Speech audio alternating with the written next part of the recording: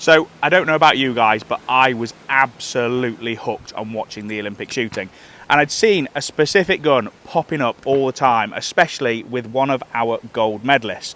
So I pleaded with the guys at GMK to send me one out, and yesterday this arrived in the post, the DT11.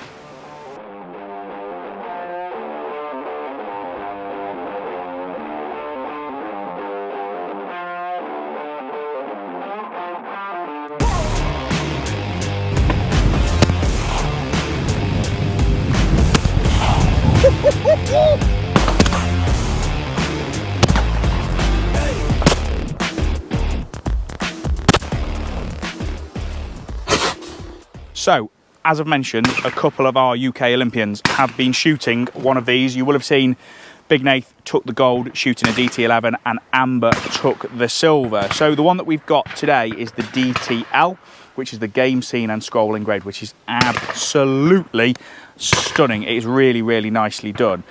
As a number of you know, I am not a huge Beretta fan because I always find them a little bit too high in the stock. And to be fair, this is sort of why it came about. So Simon, our Beretta rep, was in the shop with us a couple of months ago, and we were chatting about it, how I do really struggle with them. And he said, I'm going to send you one of these out at some point for you to try and see how you get on with. And obviously it arrived this week. So it is 30-inch, 3-inch chambered multi-choke. I have got the Optima 1/2 and 1/4 chokes that come with it in.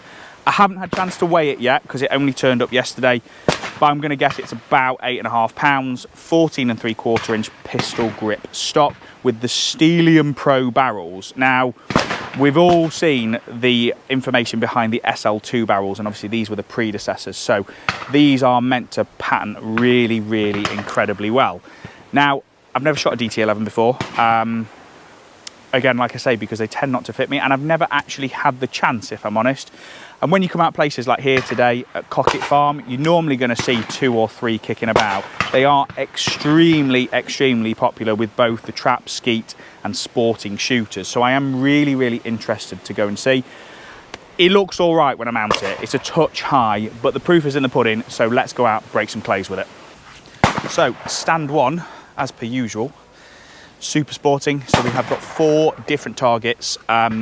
The wind is absolutely incredible, and I've just watched a group shoot the stand. They're blowing them all over the place, so I have to shoot them nice and early.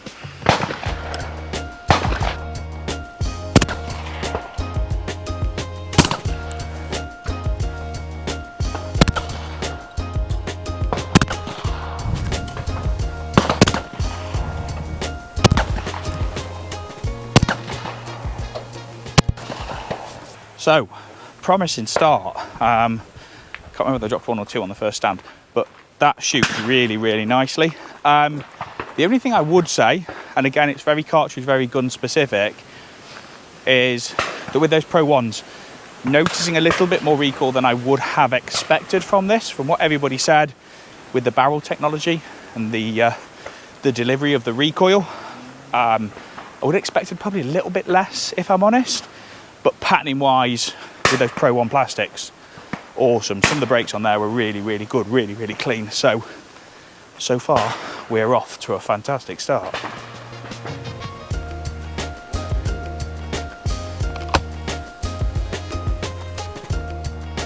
Oh.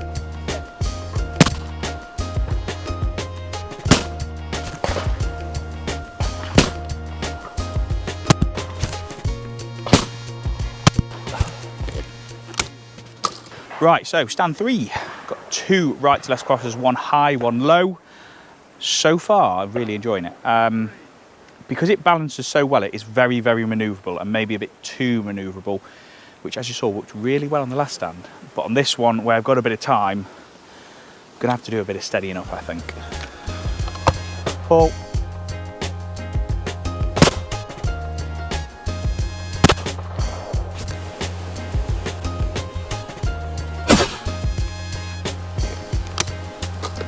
Did you get that?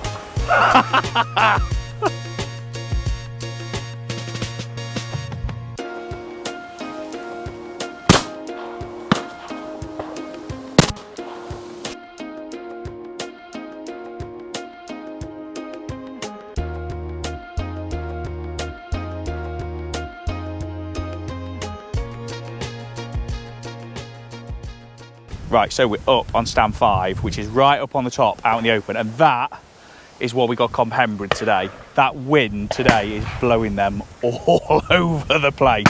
I mean, it's a good job that this is balanced so incredibly well. I mean, for a 32, it just moves like, the only thing I can liken it to is it's like shooting a double ELL. You know, like a sub 8 pound gun. Today's like prime testing for this, because you can just move that gun so quickly and so fast. That target moves and it's going to in this wind. You're just onto it so incredibly quickly. I am well impressed. Oh.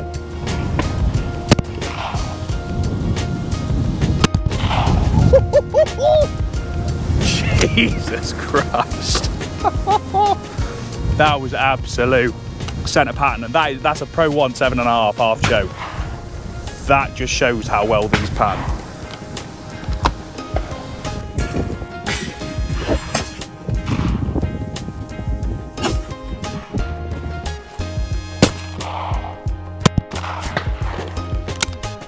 Oh.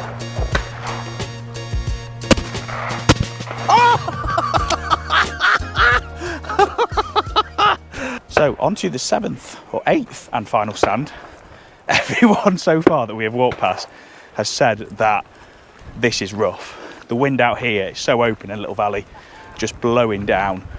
The A target goes all the way out, comes all the way back on the wind. So yeah, let's get stuck into it. So super sporting stand again, as same as stand 1. So we've got 4 different pairs, 4 different targets. So the A target, we have got a bumblebee or a mini coming up, climbing away from us, catching the wind. If you leave it long enough, that'll probably come back and land in your pocket. B is left to right off the tower. C is another big left to right looper off the tower. And D we have got down in the valley, which is a nice little orange clay, drifting along. So let's see how we do. Oh.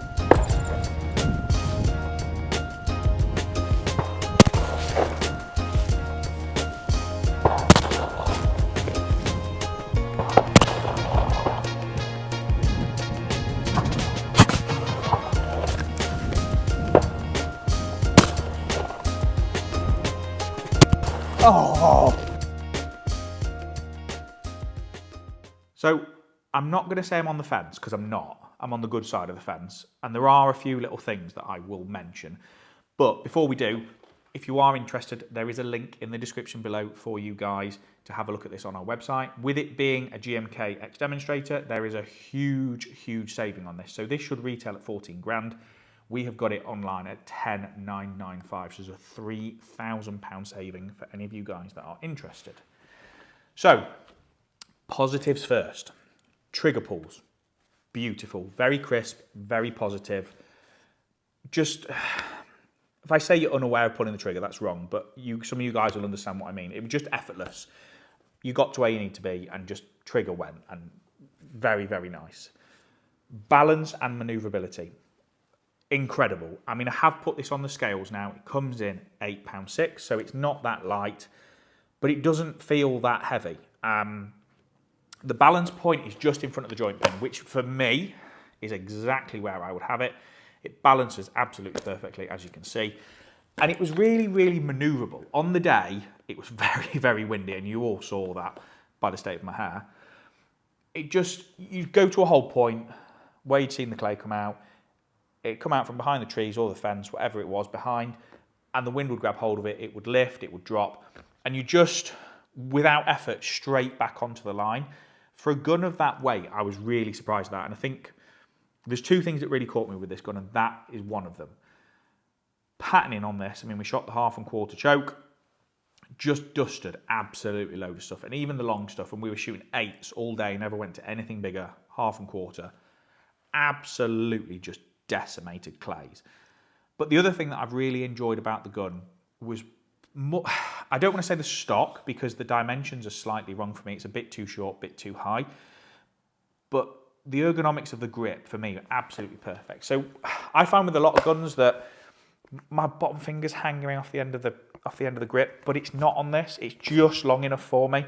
You know, it's got a very subtle palm swell. I probably would like a bigger palm swell, but that's a big thing for me. Is I find a lot of stuff it's just too small in the grip, and this has got a really, really nice feel to it. I don't like the forend. It's nothing to do with this forend. I don't like tulip forends. If it was for me, I would have a Sport or a Beavertail forend on it. Now, the one and only negative for me, I don't know whether it's because I built it up in my head or because potentially I was likening it to shooting the Longthorn, but I was very, very aware of recoil on the day. And I did put 100 shells through it. It's the first time I've shot a DT11, so I wanted to spend a bit more time with it than I usually would.